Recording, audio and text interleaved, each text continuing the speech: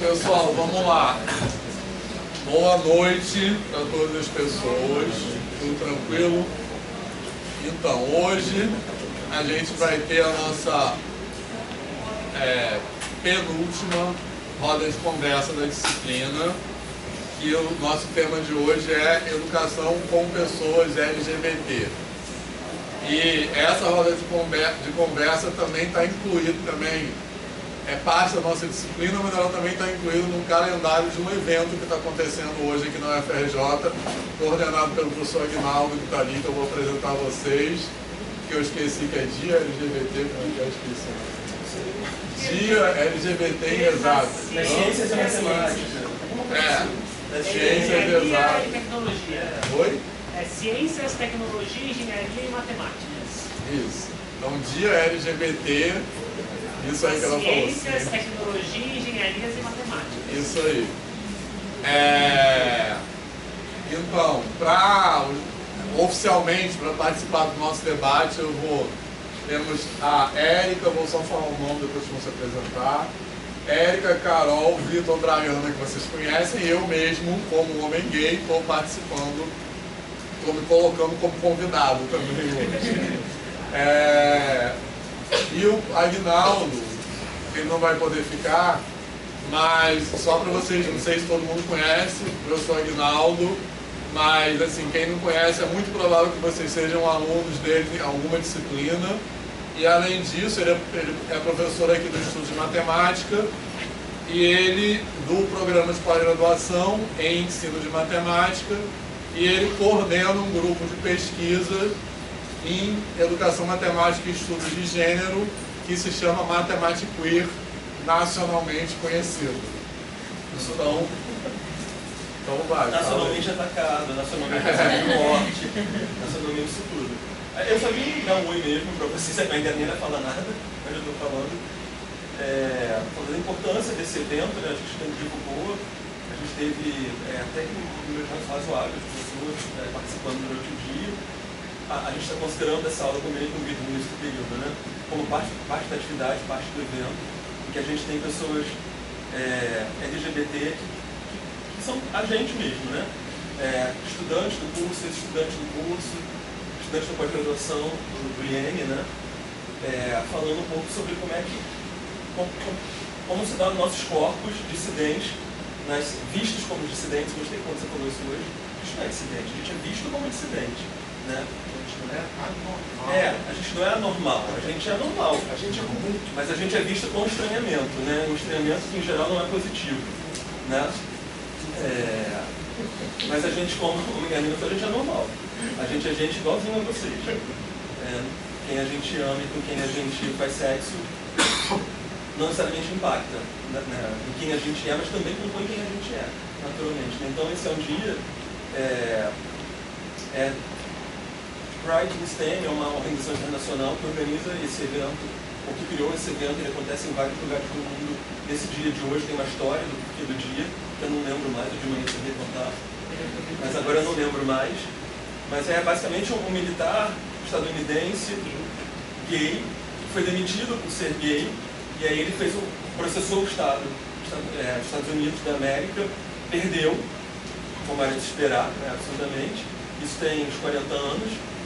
Mas esse movimento todo fez com que pessoas das áreas que a gente hoje tem, né, ciências, engenharia, tecnologias e matemática, se unissem em prol da visibilidade desses corpos nessas áreas das ciências ditas exatas, né, das engenharias, para lutar por espaço e por respeito, não por tolerância, menos que seja freiriana, né, mas é uma palavra que eu gosto muito de usar, e para que a gente tenha respeito e que seja visto, visibilizado, né? Não à toa, a gente tem aqui, aqui vários corpos, mas aqui na frente, para falar com vocês, 5 corpos de pessoas LGBT que fazem matemática aqui na UFRJ, com que vocês convivem e conhecem, que vão falar um pouco das especificidades de ser LGBT que está aqui, por exemplo, num espaço tão cis heteronormativo, tão machista, e com algumas experiências ruins de transfobia, de LGBTfobia de modo geral. Vocês vão ouvir essas histórias hoje aqui, espero que vocês pensem a respeito, né? Mesmo quem não é LGBT pode se contar com uma pessoa aliada, é muito importante. no nosso campo, na vida, mas no nosso campo em particular. Acho que é isso, não parei de falar nada, porque eu quero sono exausto, mas obrigado pela oportunidade de falar um pouquinho. Valeu. É isso. Boa noite. A gente está aqui desde 8 da manhã, a gente está muito cansado. Mas vamos colocando uma lenha na fogueira. Ninguém é normal. Ninguém é normal. Sobre nenhuma... E todo mundo é interseccional. Beijo, gente. Boa roda. Tchau, boa aula. Valeu. Então, pessoal, vamos lá. Então, como usualmente a gente faz, fala para cada convidada falar um pouquinho e aí a gente vai conversando, tá? Só lembrando, pessoal, que quando der 10 para as 8, mais ou menos, tem que parar para fazer um intervalo para o pessoal poder ir no bandejão, tá? Beleza? Então, só ficar ligado no horário. Quem quer começar a falar, então? Hoje eu estou aqui não só como professor, mas como convidado, mas eu vou tentar não monopolizar, tá? Ai, você monopoliza? Eu vou ficar o último a falar, assim. Então, quem quer começar? Eu posso começar. Oi, gente. Boa noite, todo mundo. Boa noite, gente. Você já me conhece, eu sou Braiana. Eu sou professora formada no curso normal, atualmente sou professora de reforço no município do Rio e também sou bolsista de extensão aqui no IEM com a Prami, junto com o professor Vitor Giraldo. Eu sou parte da transição de gênero, já tenho 2 para 3 anos já. Eu retifiquei quando eu tinha 15 para 16 anos, mas eu quero deixar assim uma opinião para vocês, uma opinião e um pedido. Façam perguntas, conversem, podem falar. Eu estou aberta a responder as perguntas. E não é fazer perguntas de forma indevida é incorreto. Mas quando a pessoa se dispõe a responder suas perguntas, está tudo bem perguntar. Quando a sua pergunta não tem um público preconceituoso. Mas às vezes é uma dúvida que você quer tirar não por você, mas por alguém que você conhece. Então aqui eu vou falar um pouco da minha trajetória, assim como todos nós. Mas se tiver alguma dúvida, quiser perguntar como foi, o que fez e por que fez, pode perguntar. Boa noite, gente. Meu nome é Vitor, eu sou estudante de licenciatura, estou no fim desse semestre. Poder respirar um pouquinho. Estou no processo seletivo para mais também, se tudo der certo, estarei aqui. E eu sou um homem trans, e eu fiz a minha... Eu iniciei, né, o entendimento disso, a minha transição como homem trans, durante a graduação aqui no IEM. Eu estou aqui há muito tempo. Eu entrei em 2017. Estou aqui há bastante tempo. E aí nessa eu já desisti, eu não conseguia sentir que esse espaço era para mim, foi difícil, no trabalho também, aquelas coisas todas que a gente sabe, por cima de tudo, né? E aí eu entrei de novo em 2022 e gatei. Então agora... Fez essa disciplina aqui? Fiz essa disciplina aqui. Foi muito maneiro, conheci o Crazy, a gente já fala mais sobre ele.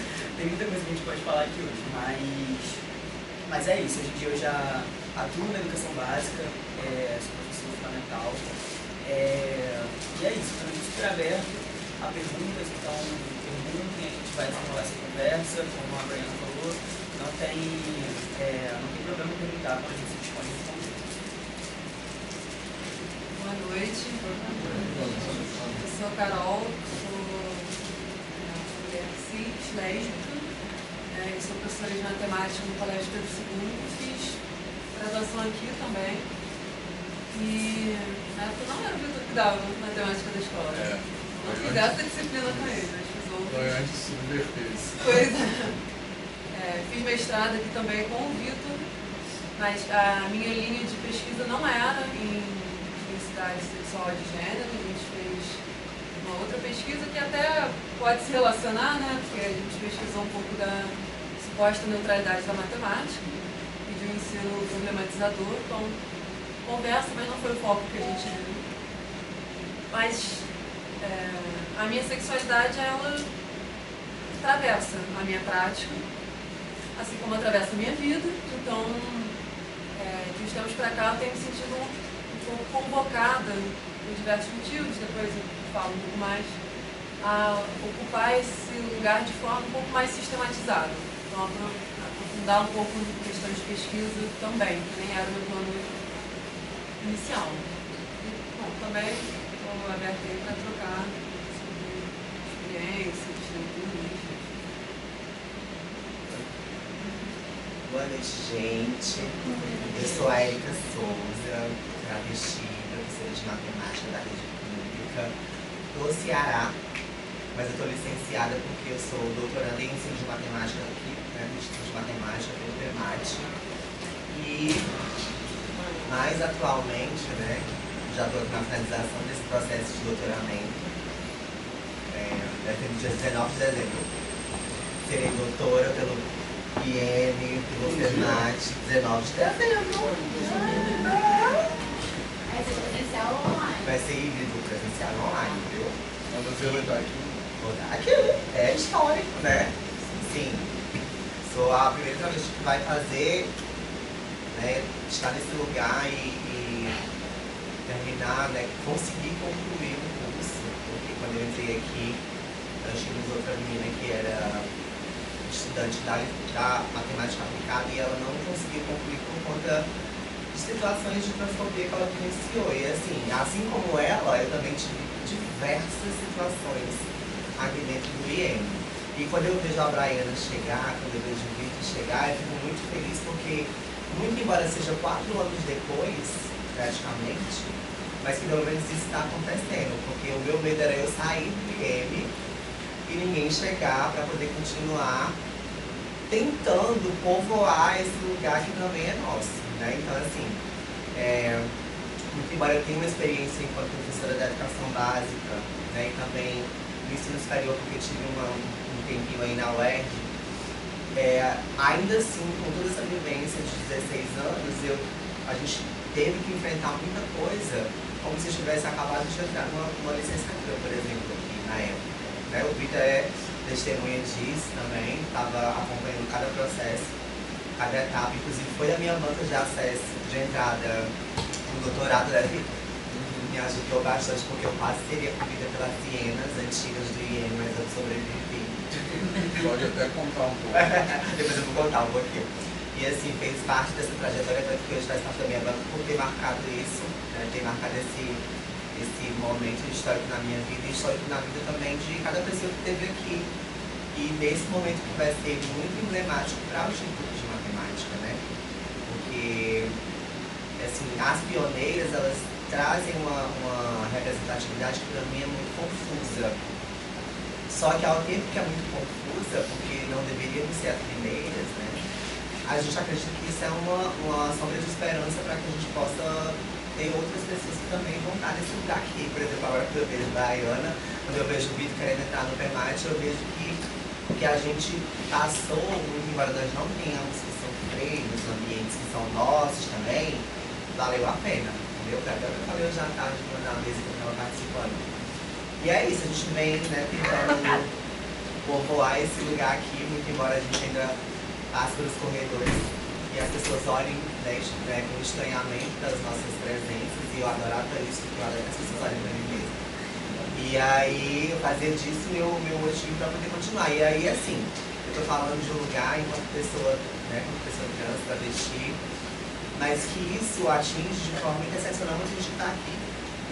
Muita gente que está aqui também sofre esses olhares, porque as pessoas acreditam que a gente não deveria estar.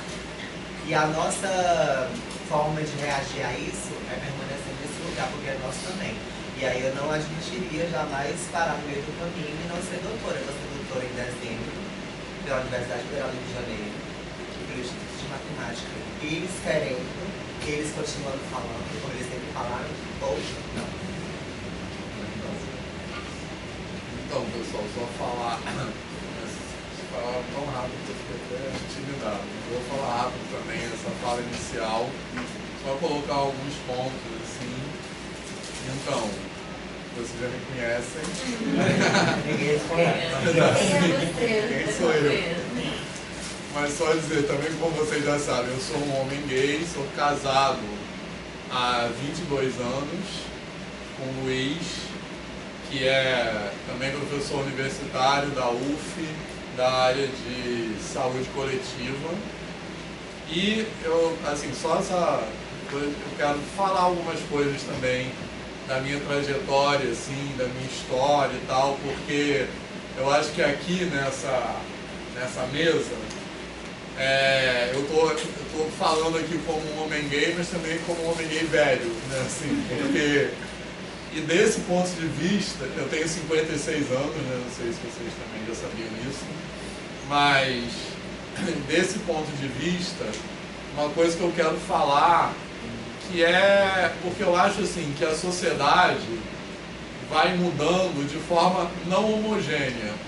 Então, ao mesmo tempo que a gente testemunhou nos anos mais recentes um grande crescimento do conservadorismo, né, as coisas ficaram mais violentas, digamos assim, a gente, misturado com isso, também tem um crescimento positivo, né? Também tem um crescimento da resistência. Então, eu fui adolescente na década de 80, né? E...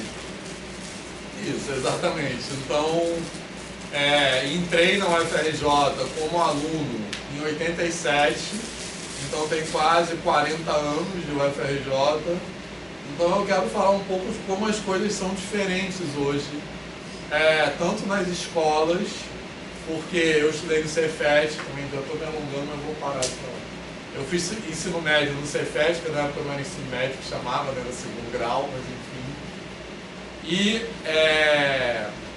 os lugares que uma pessoa LGBT podia se colocar numa escola são muito diferentes dos lugares que acontecem hoje, na universidade também. Como eu estou dizendo, não estou dizendo que as coisas estão às mil maravilhas, né, assim, mas é isso que eu acho que as coisas vão mudando na sociedade de uma forma não homogênea. E também, só para terminar, assim como o Carol, tanto que aqui, como a Érica falou, Vitor e Traiana são, respectivamente, primeiro homem gay, primeira mulher gay, alunos do curso de licenciatura em matemática. Érica é a primeira... Gay não, desculpa, eu estou cansado. Primeiro homem trans, primeira mulher trans. E Érica é a primeira mulher trans, aluna do programa de pós-graduação, aluna de doutorado. Então, um pouco desse ponto de vista, né? Eu acho que algum tempo atrás, a universidade era um ambiente impossível, algum tempo, tipo 30 anos atrás, impossível de ser habitado por determinados corpos. Não que hoje esteja fácil, mas é isso, eu acho que as coisas vão mudando de lugar um pouco. Não estou dizendo que hoje está fácil, não é isso. E assim como a Carol falou, eu tenho me sentido, desde que começou esse crescimento do conservadorismo, mas de uma forma mais violenta, especialmente a partir da eleição de 2018, eu tenho me sentido mais convocado, não a ter essas questões como questões de pesquisa, mas vamos dizer assim, de sair do armário de forma mais, não que eu tivesse algum momento no armário, mas de sair do armário de forma mais explícita, e mais, não só explícita, mas assim, planejada, né? Assim que eu me sinto um pouco como se isso fosse uma responsabilidade, né? Assim, de colocar publicamente, especialmente nesses espaços aqui. É isso. Então, quem falei? Quem quer continuar? Quem quer perguntar alguma coisa? Senhor de concurso técnico do Cefet. Meteoro. Você estudou lá também? Eu sou da eletrônica. Você é da Meteoro? Eletrônica. Ah, eletrônica. Fiz eletrônica, né? Eu fiz meteorologia, que é uma coisa... Tá. Meteoro. Deu o quê?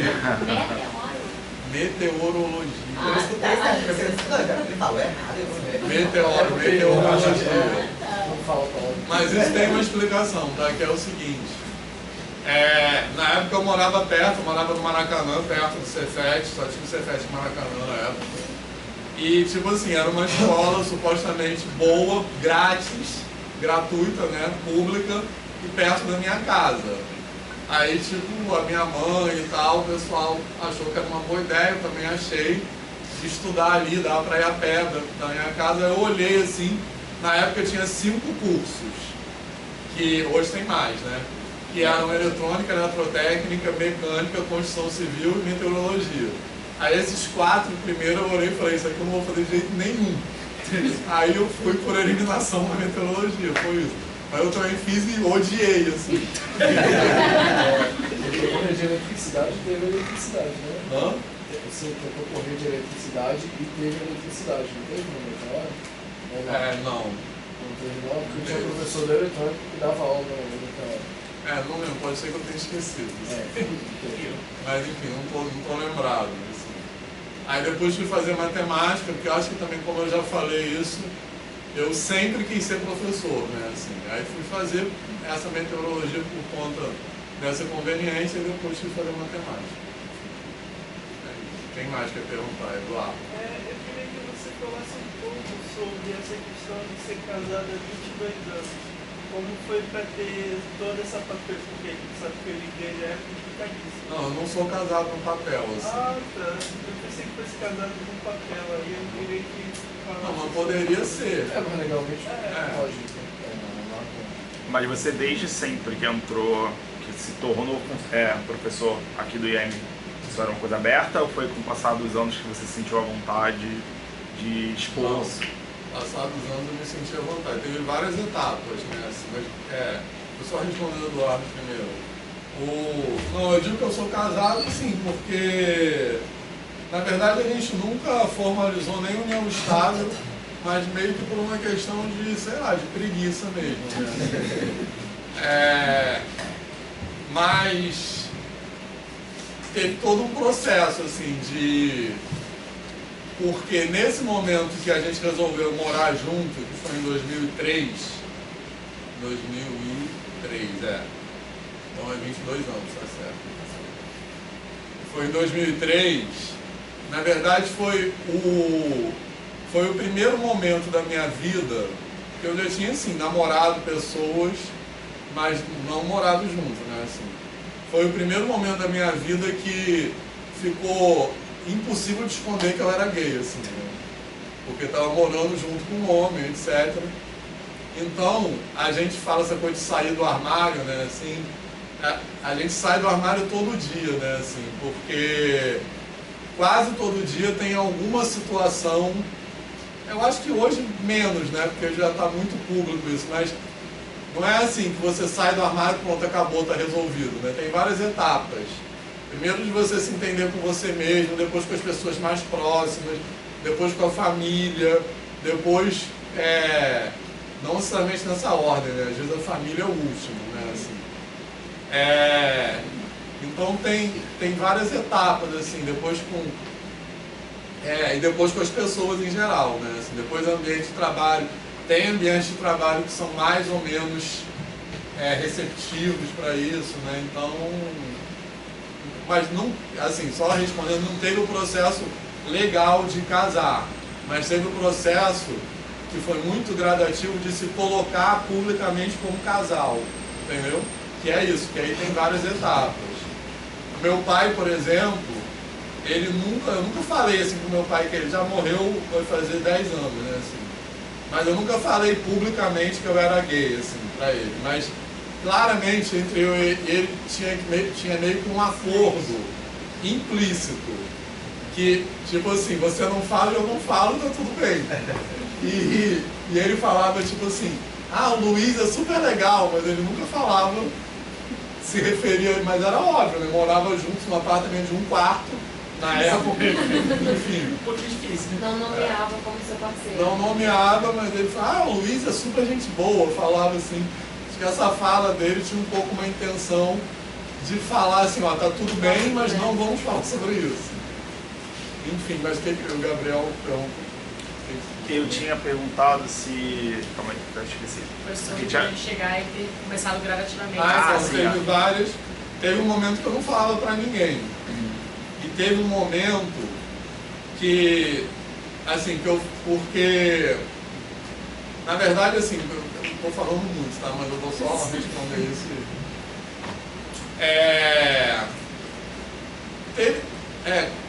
Quando eu fazia terapia, né? Agora eu nem estou fazendo, mas deveria fazer, assim, Enfim, mas teve uma frase do meu terapeuta que mudou minha vida, né, assim.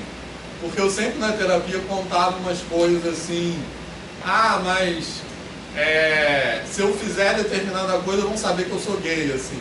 Aí um dia ele falou o seguinte, aí as pessoas vão, sei lá, fazer alguma coisa, tipo, se afastar de mim. Acho que esse era o meu maior medo, assim, não era nem ser vítima de bullying, mas era as pessoas que eram mais próximas deixarem de ser próximas, de se afastar pelo fato de eu ser gay, né? Aí um dia o terapeuta falou assim pra mim, mas se eles fizerem isso, quem tá errado são eles, não é você. Por mais simples que isso possa parecer, isso foi uma virada de chave na minha cabeça. Foi uma coisa assim, com perdão da palavra, foi esse dia que eu liguei o foda-se. Assim. Eu falei, então é isso, assim, eles que estão errados, não sou eu. Quem é homofóbico são eles, não sou eu, assim. Aí eu, a partir desse momento, eu comecei a falar, eu comecei a não esconder. Mas mais recentemente, como eu falei, a partir de 2018, né, mais ou menos, que foi que eu comecei a me sentir, porque eu acho, assim, que mal ou bem eu estou numa certa situação de privilégio, assim. Ser professor do FRJ não é uma coisa, assim, hiper privilégio, mas relativamente a outras posições é uma posição de certo privilégio.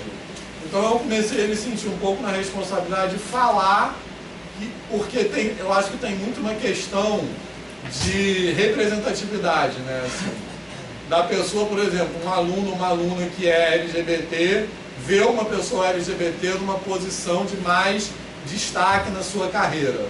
Assim como uma pessoa negra vê um professor, uma professora negra, entendeu? Então, eu comecei a me sentir mais nessa responsabilidade, entendeu? De falar.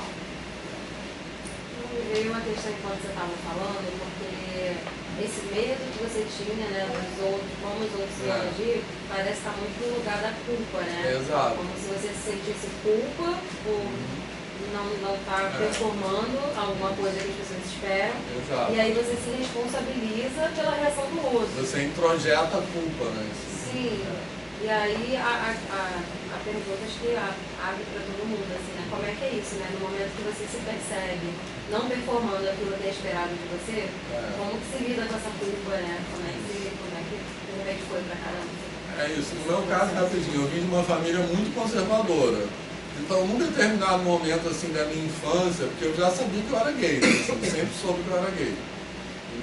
Desde que eu me lembro, eu até já fiquei com mulheres e tal, mas eu sempre soube que eu era gay. E eu vim de uma família muito conservadora, homofóbica, racista. A família do lado da minha mãe, né, era explicitamente racista, assim. Então, teve uma época que eu realmente achava que era errado. Eu achava que eu era errado, assim. Então, superar isso foi um processo de muitos anos. Até chegar assim, resolver isso na minha cabeça. Quem está errado são eles, não sou eu. Entendeu? Eu queria falar uma coisa sobre o que você falou, de você se colocar para a turma, né? Sobre representatividade. E aí, falando de reagir. Quando eu estava aqui, acho que eu estava no mestrado na época. Não, eu estava lá no começo.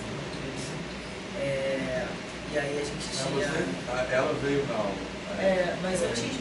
Essa já é a terceira edição dessa disciplina, viu? Eu acho que você do Fantástico. Eu acho que o nosso primeiro contato foi uma disciplina com o Aguinaldo, na verdade. Foi laboratório de geometria. E aí eu conheci a Érica e eu falei, caraca, primeiro que foi uma das primeiras pessoas, né, que eu tive conversa, porque eu não tinha, né? Eu sou lá da Pavum, Chapadão, e a minha vivência eu não conheci pessoas trans, né? Não tive contato, quer dizer, a gente provavelmente conhecia, mas, né, as pessoas não se identificavam dessa forma, não tive muito contato. E aí, enfim, minha graduação foi marcada por isso também, pelo primeiro contato com pessoas trans. Você acha que foi uma das primeiras pessoas que eu tive contato. E eu já via na internet e tudo mais, né? Ficava pensando, estava ali naquele meu sofrimento, né, de identificação. E eu ficava assim, tinha feito um amigo trans, né? E ele estava no início da transição hormonal.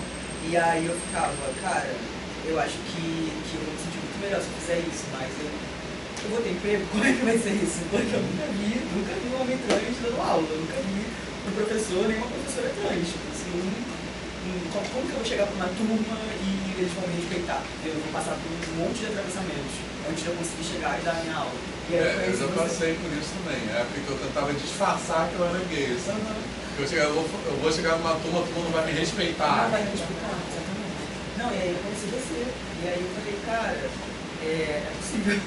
Assim, existem pessoas, e aí professora de matemática, então, assim, na disciplina que a gente sabe que carrega esse estigma, que é extremamente conservador, não sei o quê, e isso me deu muito coragem mesmo.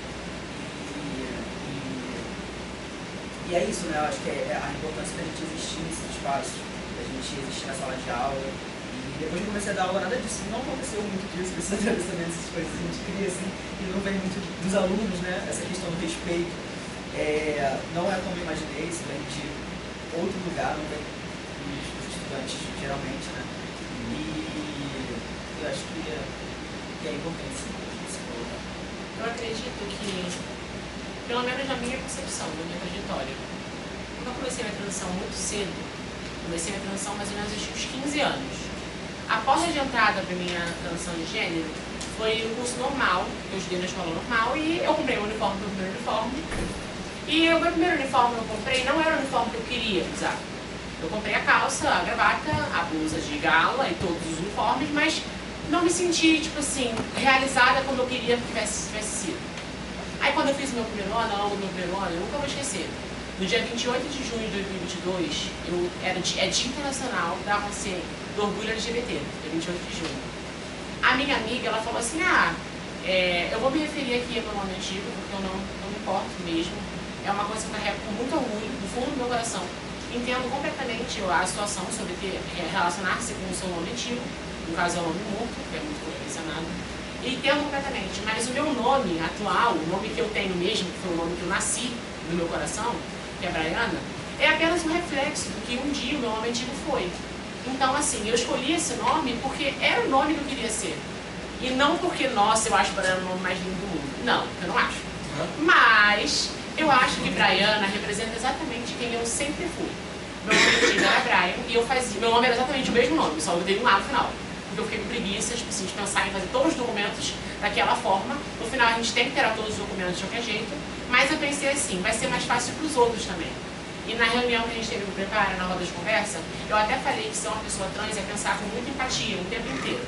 A gente pensa como se os nossos quereres não fossem bastante para a gente escolher nossas escolhas. Mas como que a gente diz isso?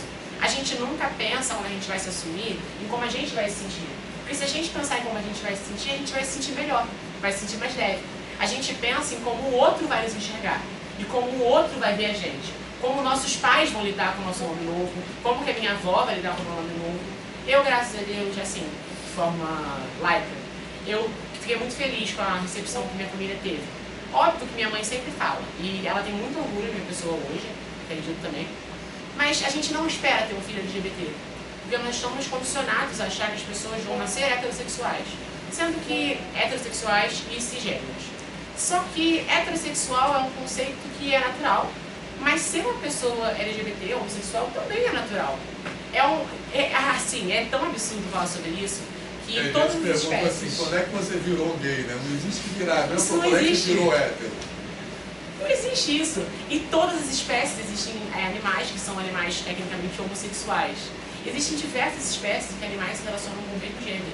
E também tem espécies em que existem sim relatos de que alguns animais manifestam essa transexualidade, que na verdade não tem que existir, porque ser uma pessoa transexual é a transição de gênero, e gênero é uma questão social. Existem muitos entrelaços nisso tudo. Tem que entender que existe a identidade de gênero e existe o sexo. O gênero é moldado pela sociedade, isso é um fato. Ou seja, como Simone de Beauvoir diz, não nasce mulher, torna-se mulher. Isso é um fato. O gênero é uma questão social. Então, como eu me enxergo, é como eu me espelho e como eu espero que seja enxergado. Só que existem os conceitos que entrelaçam a transfobia, a homofobia o tempo inteiro. O que eu quero chegar nisso tudo? Quando a gente é uma pessoa trans, a gente começa e nasce trans. Só que a gente não tem a oportunidade de se mostrar cedo. E eu ter começado a minha transição cedo foi muita sorte. porque isso poupou que eu tivesse mais tristezas com o meu passado. Hoje eu falo de tudo que passou na minha vida, que eu tive muitas demarcações de tristeza, porque meu pai é complicadíssimo. Hoje em dia não mais, mas a vida teve que me ensinar para ele entender que eu não tenho nada de errado comigo. Eu passei por muitas tristezas e eu pensava, tipo assim, eu tô sempre sorrindo para um lado pro outro, brincando para um lado pro outro, mas eu já pensei muitas vezes em me matar porque eu não queria. Achava que eu não tinha que estar aqui porque ia ser muita luta para eu chegar até onde eu cheguei. Mas um dia eu acordei, no dia 28 de junho, a minha amiga levou uma saia para a escola, eu botei a saia e eu falei, amiga, eu posso levar essa saia para casa? Deixar ela em casa, eu lavo ela, que você me prestou, né? Vou lavar ela de volta e te entrego. E eu passei aquela noite todinha com a saia no corpo, usando o uniforme a noite inteira. Foi tipo assim, sei lá, das 6 da noite até as 1 da manhã. A mesma roupa. E eu me olhava no espelho e eu pensava se valia a pena. E Brian, que é o meu nome antigo, que significa um monte, cavaleiro, isso, é exatamente um monte de escuridão. A Briana significa um monte de luz. É exatamente o oposto. E eu tenho muito orgulho de falar isso. E eu sei que cada um aqui tem suas vivências, suas histórias. Cada um carrega no seu coração o sentimento que marcou a sua transição. A minha transição foi marcada por muitas tristezas. Mas eu sempre consegui ressignificar. E mudar os meus documentos foi a primeira etapa para mostrar para os outros de que o papel não faz você mais mulher ou menos mulher. Mas o papel me ajuda a fazer com que você não possa utilizar desse argumento para contrariar. Então, com essa questão da culpa que a Roberta colocou,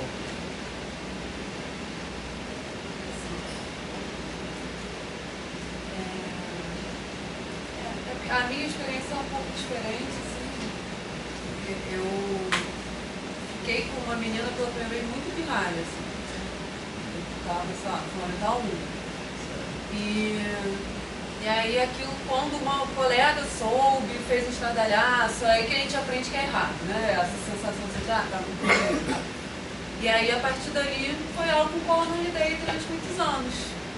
Né? Eu acho que ali no colégio tinha um relato muito comum, tá? Então talvez você já tenha escutado isso de outras pessoas.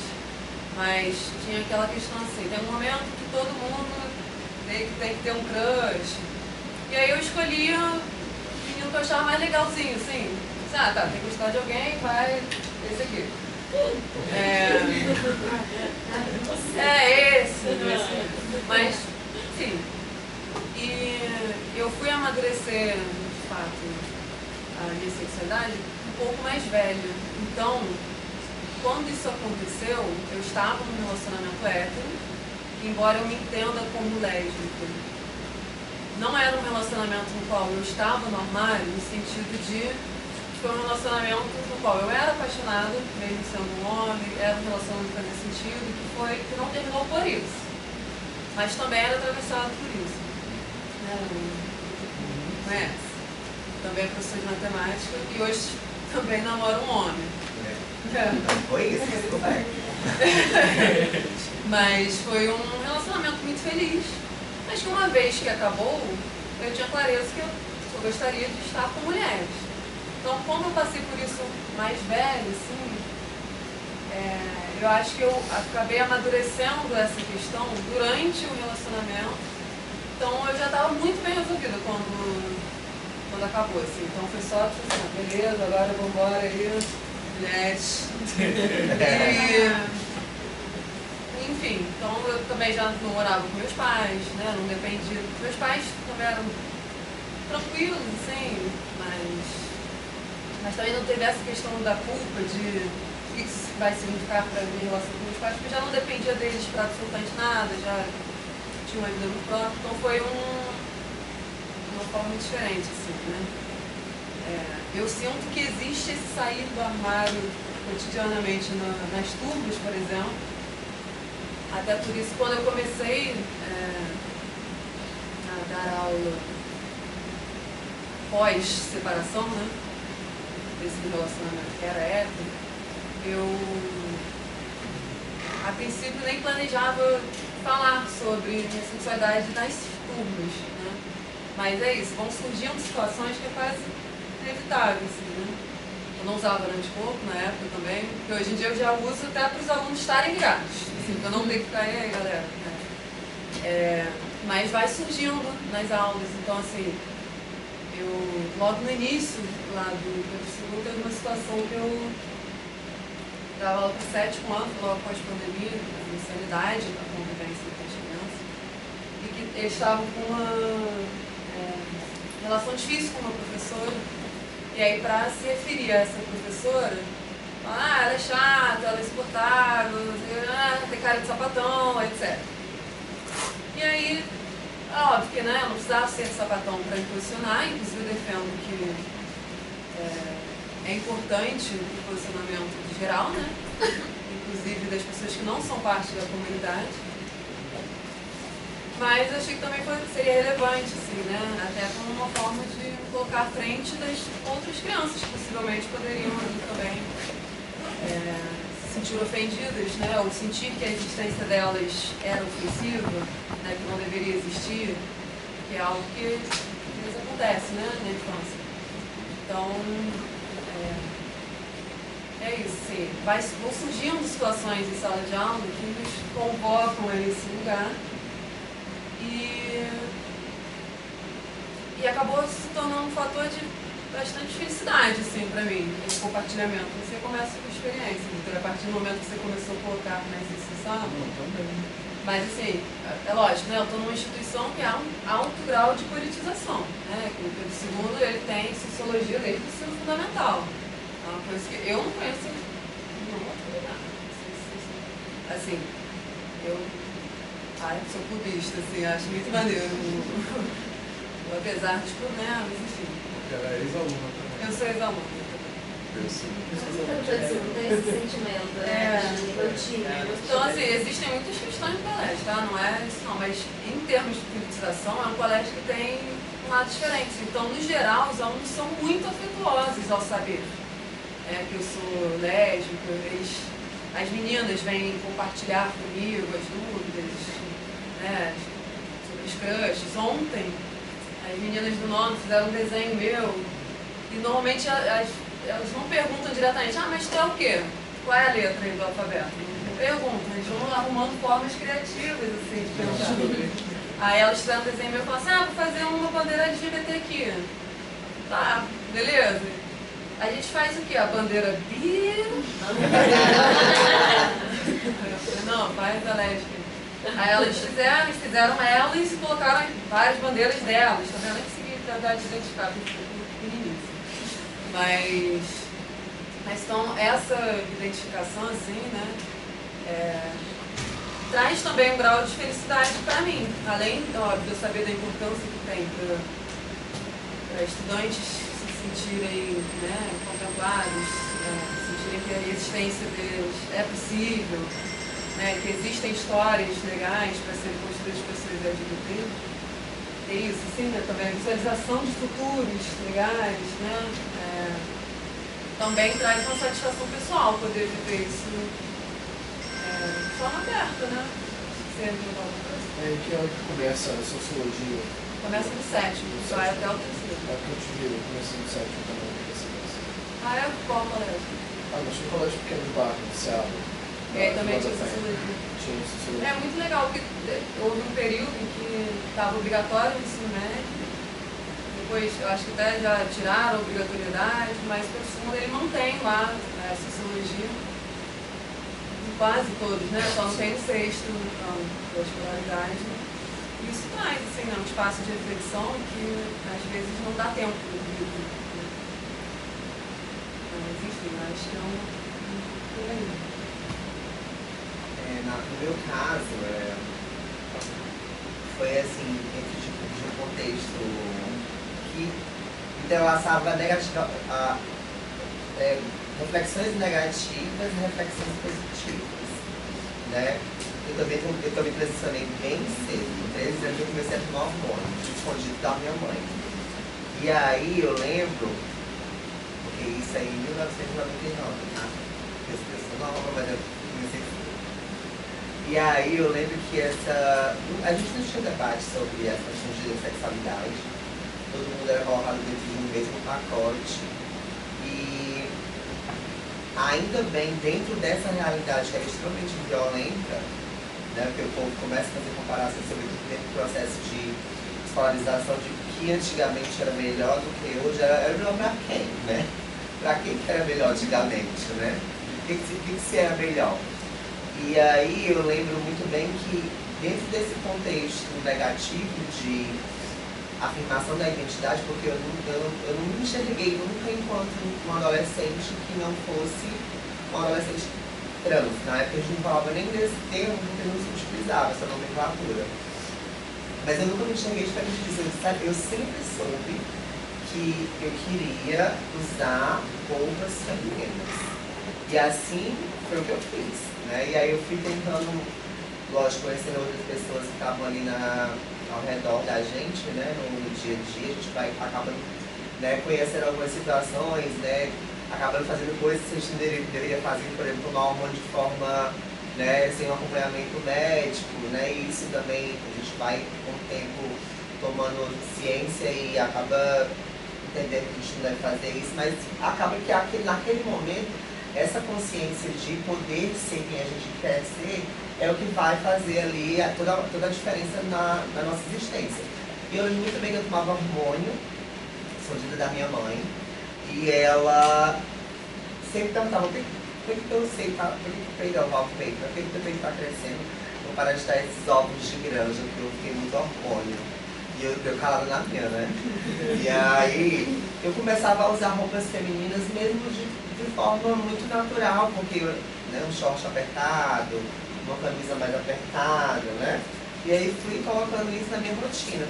Quando eu percebi que isso já dos 13, dos 15, né? Quando eu percebi que eu precisava entender aquele momento enquanto uma pessoa que queria expressar a feminilidade, eu fiz isso de forma pra rua.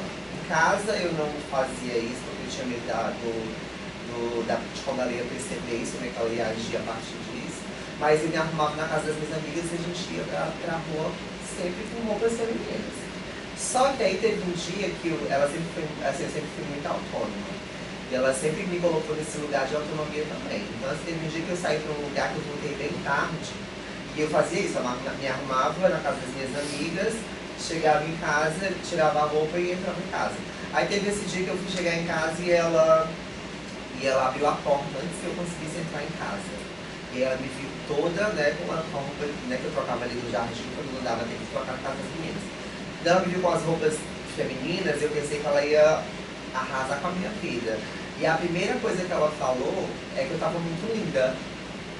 Então, assim, a recepção que ela teve comigo fez toda a diferença no contexto que eu queria escutar, que eu precisava escutar e o que eu precisava levar para além da minha vida.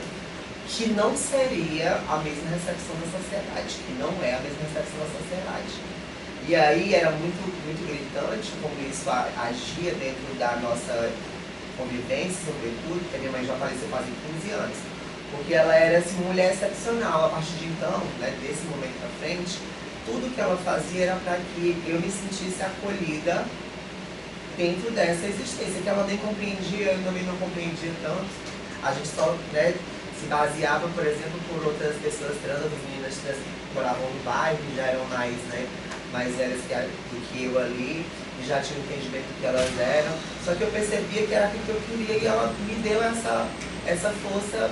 É tanto que era costureira, fez roupas femininas para mim usar. Mas não admitia que ninguém falasse nada de mim, né? Não admitia que ninguém falasse sequer que eu era feia. E isso gerou uma série de conflitos muito, muito, muito complicados no meu dia a dia. Conflitos de violência mesmo, né? Violência física, porque ela entrava no embate com as pessoas que de alguma forma queriam menosprezar a minha existência naquele momento. Então ela era essa pessoa de se atacar mesmo, né? De porrada.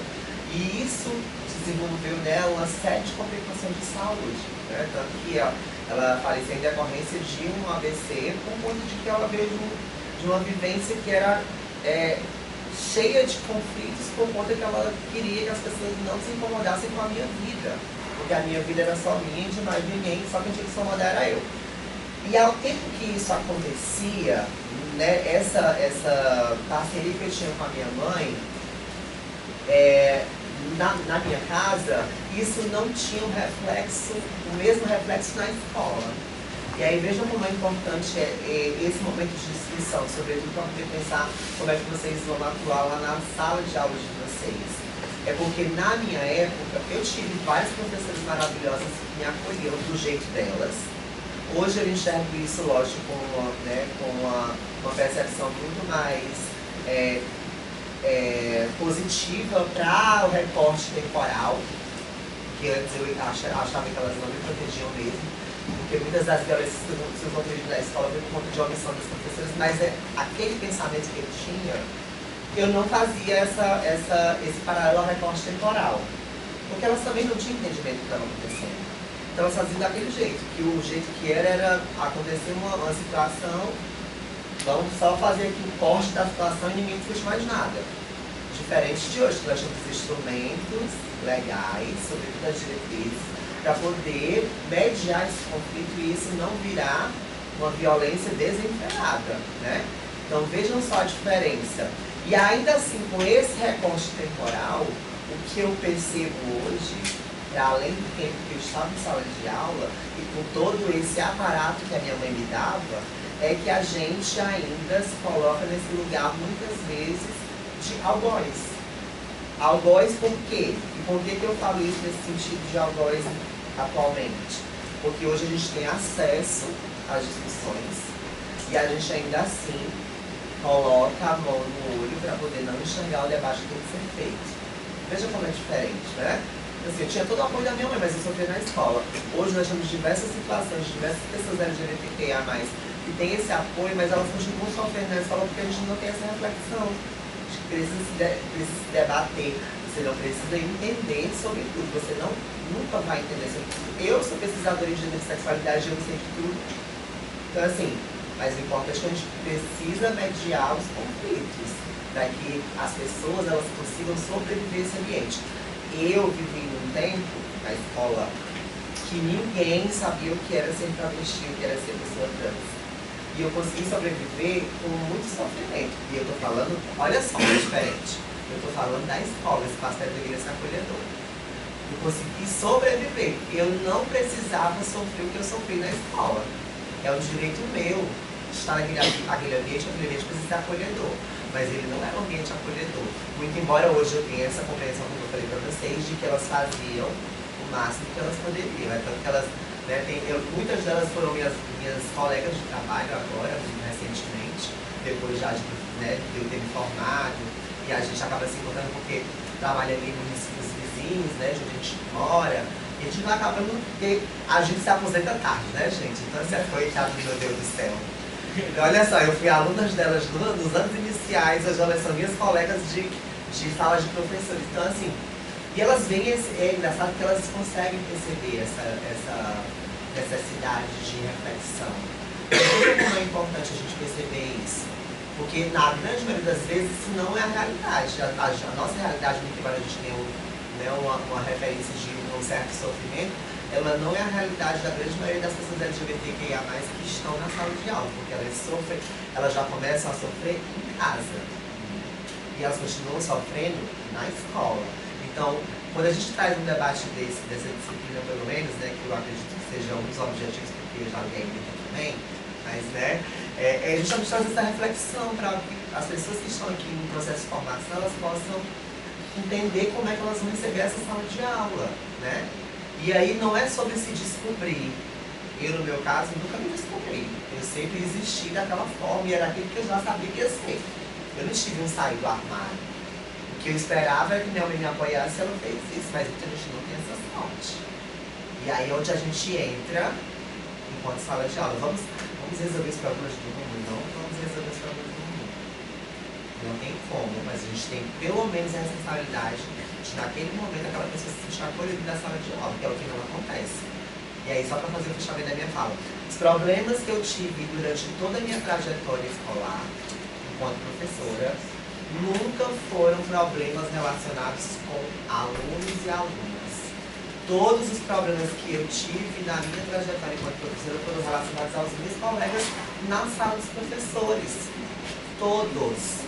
Eles criavam narrativas né, na cabeça deles do que ia acontecer se eu estivesse fazendo aquilo na sala de aula. Eu sempre tratei essa gente na sala de aula de matemática. Mas estava na cabeça de quem? Dos professores. Ai, mas a fulana de tal não vai poder usar o banheiro. Por que ela não vai poder usar o banheiro?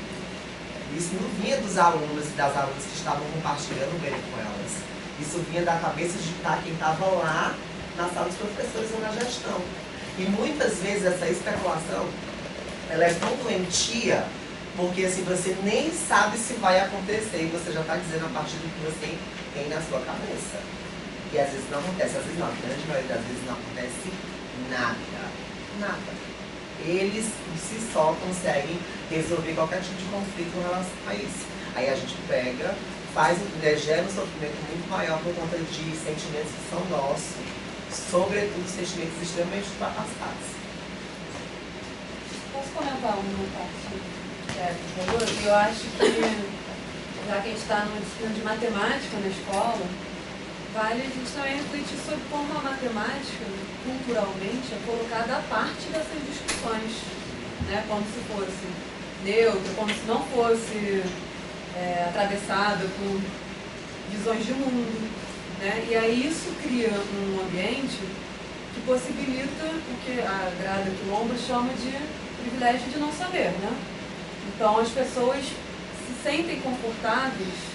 Existe uma linha de atuação dentro da matemática em que há um conforto muito grande em não se envolver com nenhuma discussão, não intervir quando presencia violências, porque fica-se nesse lugar de que a matemática é aquela grade curricular apartada do mundo e não é, né? Então, eu acho que a importância desses momentos é isso também, né? A gente reforçar o compromisso com olhar para essas situações, que aí a gente está falando de sexualidade de gênero, mas que abarcam também outras discussões, né? Questões raciais, enfim. E a gente tem que ter esse compromisso, né? Com não violentar existências. Então a gente tem que também se atualizar, a gente tem que ter esses espaços de diálogo, de trocas, realmente, assim. A matemática, lógico, a gente vai ter que falar do teorema de Pitágoras, né?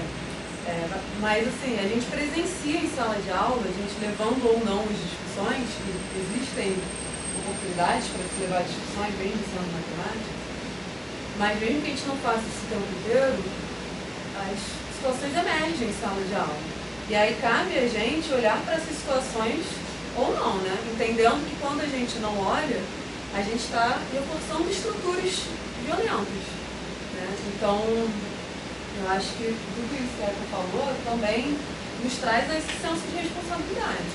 A gente está lá, lógico, né, para auxiliar os estudantes também a alcançarem lugares que a gente sabe que esse conteúdo acadêmico, né, de habilidades, permite, né?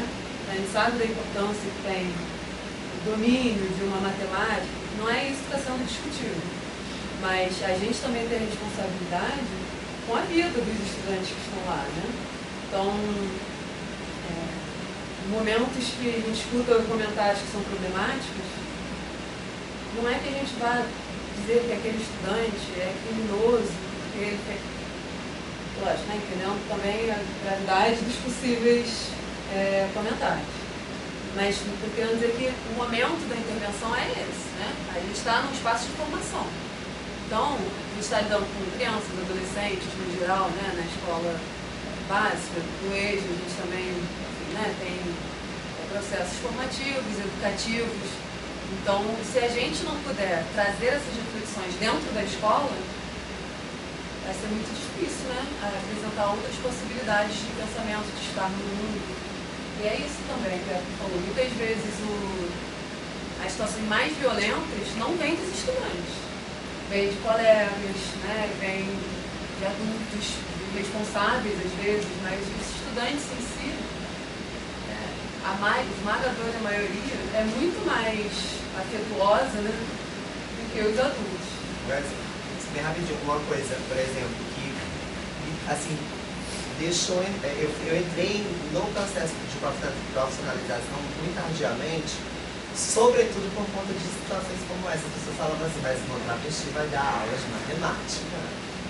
Assim, olha como eu fui prejudicada por conta de situações de pessoas adultas refletindo sobre como é que eu ia agir na sala de aula. Falavam assim, mas será que ela vai ter domínio dos alunos? Aí eu falava assim, depois eu descobri, né? Que hoje eles têm um outro pensamento a partir do que eu tenho enquanto professor, que eu faço como professor. Mas eles falavam, será que ela vai conseguir dominar essa turma? Será que eles vão respeitar elas?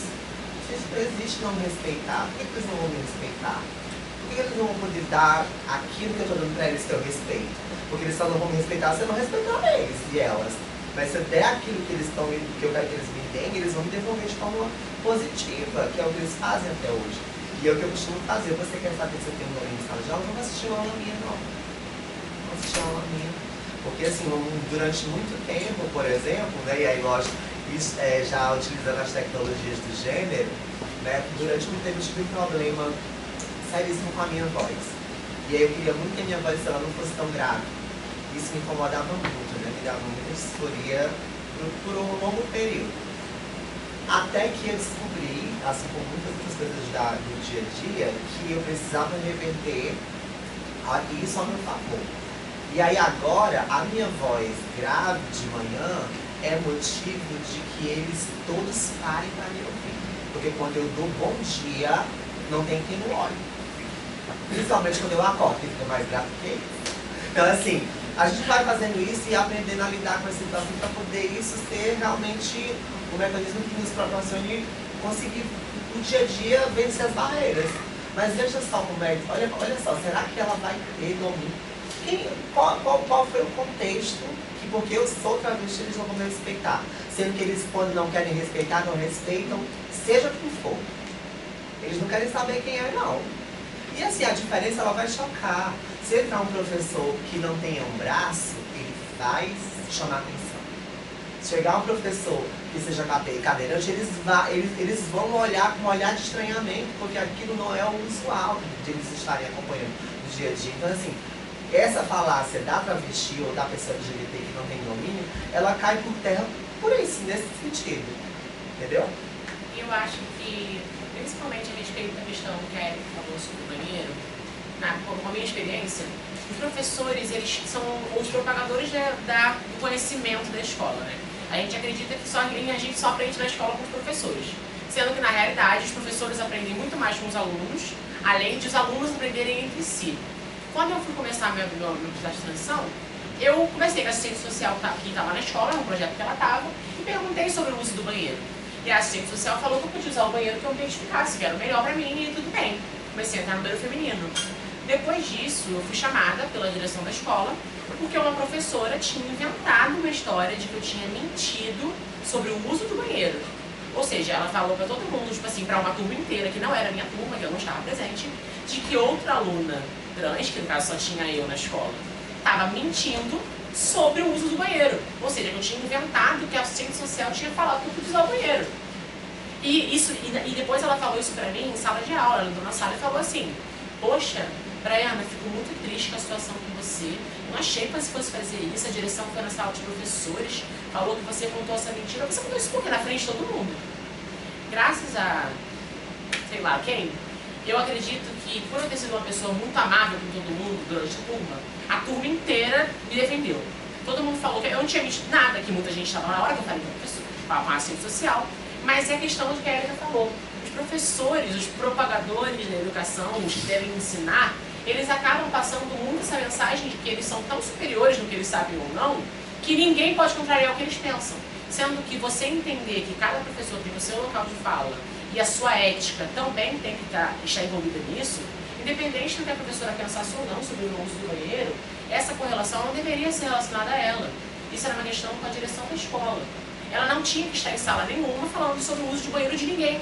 Porque a matéria dela era matemática, e ela deveria estar falando de matemática. E não sobre se eu estava usando o banheiro ou não, quem estava usando o banheiro o quê. É questão de achar que você, sempre trazendo essa ideia presunçosa de que nós somos pessoas perigosas para a sociedade em todos os pontos. Eu até gosto assim. É sempre essa ideia de pensar que a gente é perigosa. perigosa, perigoso, de que a gente pode doutrinar, a gente pode guiar as pessoas pelo caminho que nós escolhemos seguir, sendo que isso não existe. Uma pessoa, ela nasce de uma certa maneira, independente de quanto ela negue durante sua vida, ela vai morrer daquela maneira. Porque ser trans, ser uma pessoa LGBTQIAP+, é um conceito que é natural. Você acorda e você acorda assim. Você nasce assim e você vai até o final da vida assim. E isso é uma coisa que você escolhe botar pra fora. Não que muitas pessoas vivem, entre aspas, no armário, que é um conceito que o professor Bila já comentou. Tem muita gente que... Pessoas heterossexuais, pessoas cisgêneras, nunca saem do armário. Elas já estão lá sempre fora do armário. É sempre nós, pessoas LGBTs, que nós temos esse papel, esse dever de vir e falar, olha, nós somos LGBTs.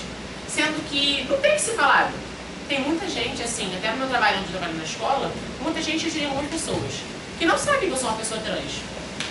Porque eu não passo o dia inteiro falando disso. Tinham pessoas da turma mesmo que não sabiam que eu era uma pessoa trans. Sendo que eu não tenho vergonha nenhuma disso. Na verdade, eu vivo com muito orgulho. Só que eu não tenho que sentar aqui todas as vezes e falar todas as vezes, oi, bom dia, meu nome é Braiana, eu sou uma mulher trans. Não. Além de eu ser Braiana, eu sou uma mulher, eu sou professora, sou amiga, eu sou filha, sou aluna, sou irmã, sou tia, vou ser mãe em algum momento, se eu quiser ou não. Então, essa afirmação, ela é tão presunçosa sobre a nossa periculosidade em sala de aula, que eles acreditam que nós, não é que nós não podemos na aula, e sim eles acreditam que nós não somos capazes de fazer o que eles fazem, porque eles nos inferiorizam em todos os detalhes. Desde o início da primeira fala em que, nossa, uma travestida numa aula, numa sala de aula, a ideia é só tipo assim, será que ela vai ter domínio na sala? Mas o que realmente a pessoa quer falar é, será que você vai ter capacidade de falar na sala de aula? E é isso que eu ouvi por muito tempo. Porque em salas de professores, eu tenho uma relação muito boa com as pessoas geralmente, eu não sou uma pessoa de ódio com as pessoas. Até no meu trabalho que eu estou agora, eu tenho uma relação muito boa com as outras professoras. Só que eu já ouvi comentários em outras escolas, em salas de professores, quando eu era aluna também, que sempre traziam essa ideia de tipo, ai, mas vai ser difícil que você arrumar emprego, né? Realmente, o mercado de trabalho está difícil, mas a sua ideia presunçosa de que eu vou ser difícil para mim arrumar um emprego, ela tem sim um fundo de transfobia. Você não está querendo admitir. Difícil é arrumar um emprego, em muitas situações. Pode sim ter, ser uma pessoa trans, interpassa sim arrumar emprego, principalmente em escolas particulares, que é um assunto bem extenso para se falar, tipo por experiência própria de início desse ano. Porém, ainda assim, você sempre presume que eu não vou ter capacidade de estar na sala de aula, de que eu não vou conseguir sentar aqui e falar com vocês, todos adultos, ou então falar com todas as crianças. Eu falo com crianças também. E quando eu falo com crianças, as crianças elas não perguntam, oi tia, bom dia, você é trans? Não. Elas perguntam qual é o meu nome, se eu gosto da cor amarela, se eu gosto da cor azul, qual é o meu desenho favorito, se eu tenho mãe. Essas perguntas pode sim calhar de uma criança perguntar sobre a minha realidade. Tia, como você se descobriu agora no 5º ano? Eu passei por uma situação que foi uma transfobia, a mínima, entre aspas, transfobia. Então o aluno me chamou de tio. Quando eu saí da sala eu ouvi todo mundo me chamando de tia, todo mundo. Meu apelido no trabalho é tia gamer, porque eu gosto de jogar Roblox, aí eu falei de crianças jogando Roblox, aí elas me apelidaram de tia gamer. Aí eu saí e ele falou assim, tchau tio. Mas não era um tio, tipo assim, num tom, tipo assim, errei a fala na hora. O que acontece? Foi de propósito. Aí eu voltei e eu falei, eu não sou tio, eu sou tia e sou professora. Você tem que me respeitar. Ele escalou, na frente da diretora, que também estava na sala. Fiz questão de voltar e afirmar essa informação, porque existem muitos interpasses entre falar sobre identidade de gênero, pessoas LGBTQIAP+, principalmente em escolas de educação básica, principalmente no ensino fundamental 1 e 2, que é um grande tabu. Se vocês viram, não sei se vocês viram, teve uma situação de uma aula que está perante a BNCC, pela LTV, trabalho de herança africana em salas indígenas, e teve um pai que simplesmente chamou a polícia porque a criança desenhou uns orixás, não tenho certeza absoluta do nome. Isso é um absurdo, faz parte da ementa. E o Alexandre de Moraes, recentemente, falou até sobre a questão de trabalhar a identidade de gênero na escola, e ele ressaltou que é importante sim trabalhar a identidade de gênero. Porque quando você omite essa informação das crianças, você permite que as pessoas dentro da casa dela entreguem a informação que elas acreditam. O que elas acreditam ser certo ou ser errado. Não, sua opinião, né, disfarçada de preconceito, seu preconceito disfarçado de opinião, cabe a você e a sua vida. sobre os outros, sobre minha prática de docência, sobre a prática de todos nós que estamos aqui, sobre a prática de vocês, ela não vale de nada. Não importa o que você acha. O que importa é o que eu estou aqui para fazer e você tem que me respeitar. Independente se você for professor, colega de trabalho, responsável de um aluno ou um aluno. Isso é uma questão geral. Não é só sobre eu e sobre ninguém que está aqui. Isso é sobre todo mundo. Mas quando você é uma pessoa LGBTQIA+, você sempre interpassa por esses problemas. De pais perguntarem, mães perguntarem e terem discussões sobre se você poderia estar fazendo algo ou não. Porque existem discussões falando sobre pessoas trans darem aula para educação infantil, educações EBIs, que são espaços de desenvolvimento infantil. Por quê? O que esse influencia no meu processo de ensino-aprendizagem para as crianças? A LDB, ela reconhece que existem muitas partes que você tem que trabalhar na sala de aula. Não é só para a educação infantil, não existe uma ementa regrada de uma BNCC. Existe a LDB, a LDB, a LDBEM, e também tem o DCMEI, o RECMEI, que trazem algumas ementas obrigatórias que nós temos que interpassar com as crianças de educação infantil. Porém, o que eu ser trans vai atrapalhar nisso? O que você, ser uma pessoa lésbica, uma mulher lésbica, vai atrapalhar nisso? O que o professor Vitor, ser um homem gay, vai atrapalhar nisso? É por preconceito, né? Porque é disruptivo que você apresenta outras possibilidades além da... Tem 3 pessoas que levantaram a mão, Roberta, Eduardo e ela, esqueci o nome dela. Oi? Ana, isso. Mas acho melhor a gente fazer o intervalo, na volta vocês falam, pode ser por causa do horário. Beleza? Então 8 e 5, mais ou menos, a gente volta. Beleza?